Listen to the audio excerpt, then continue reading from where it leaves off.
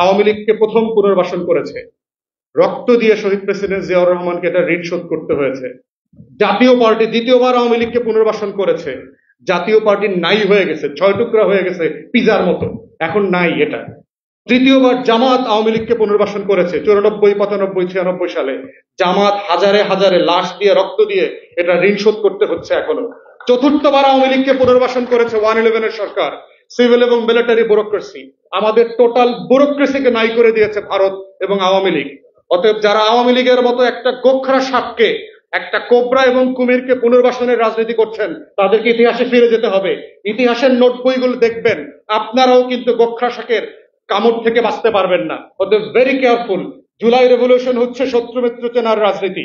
July revolution হচ্ছে লাল সবুজের পতাকার বাঁচিয়ে রাখার রাজনীতি। এই রাজনীতিটাই হচ্ছে গণ অভ্যুত্থানের স্পিরিট, এবং তার ভিত্তিতে আগামী দিনের এই গণ অভ্যুত্থানের ফরমান লিখিত হতে হবে। সেই আহ্বান রাখিয়ে আমার